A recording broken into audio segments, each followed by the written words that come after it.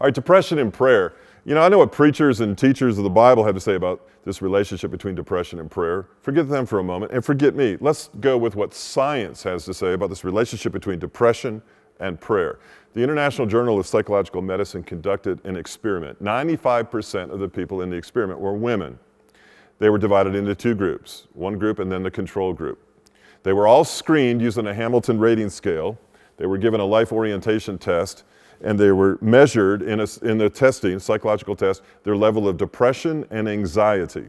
Group 1 was formed of these subjects, and each week for 1 hour, they were involved in receiving and asking in prayer. In other words, prayer was 1 hour of their life every week for 6 weeks.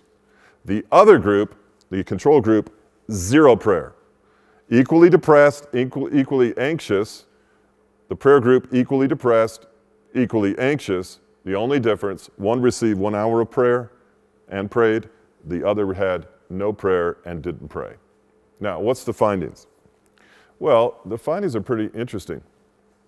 The particular group that received and prayed had an increase in a sense of significance and an improvement in their scale of depression and anxiety. Their depression and anxiety lessened as prayer increased. Secondly, they had daily spiritual experiences or thoughts or revelations that caused their depression and anxiety to decrease.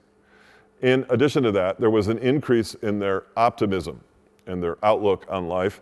And this increase of optimism, this overall feeling of good and significance actually was maintained 1 month after the last prayer encounter, the last hour of prayer in the 6th week of the experiment. Now, the cortisol levels of the group that received prayer and prayed and the group that did not have any prayer whatsoever remained equal after the 6 weeks of prayer.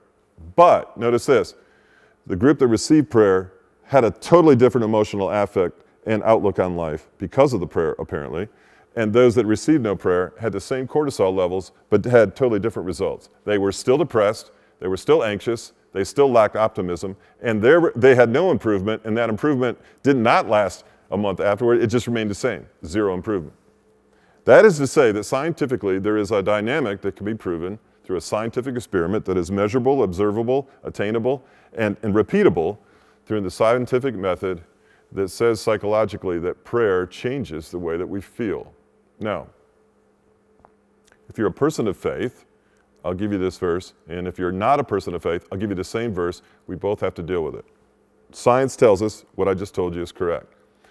Philippians chapter 4, it's in the New Testament. I would encourage you to go look at it today. Philippians chapter 4, verse 6 and 7. Listen to this. Paul the apostle, writing to the church in Philippi, says, "Do not be anxious about anything." What's anxiety? Anxiety is looking forward and worried about something that hasn't happened yet. He says, don't be anxious about anything. He says, but in prayer and petition. That is to say, prayer is not just petitioning God for something. Prayer is talking, enjoying, praising. He said, don't be anxious for anything, but in everything, that's everything, by prayer and petition, with thanksgiving, he says, present your requests to God. And the peace of God, not your peace, not the world's peace, not a peace we get doing this and that, but God's peace that transcends all understanding.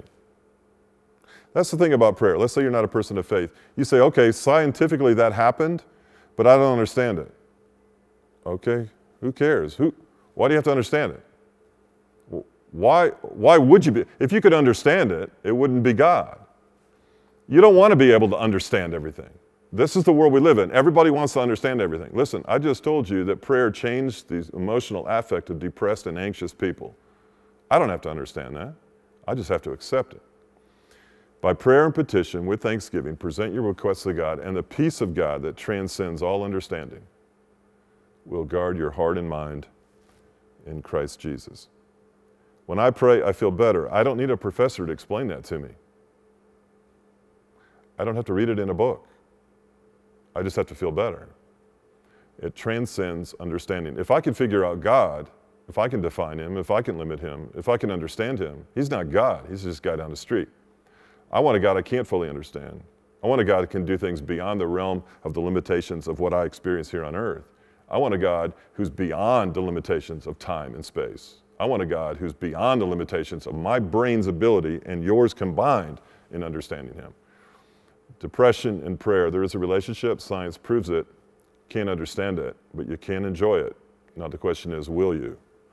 Person of faith, get busy praying with gratitude. Person without faith, read Philippians 4, 6, and 7, and make a choice given to you by God as to what you're going to do about that. Stay in your depression or ask for help. Let me say that again. Stay in your depression or ask for help. Your choice. That's where truth intersects everyday life, and I love it.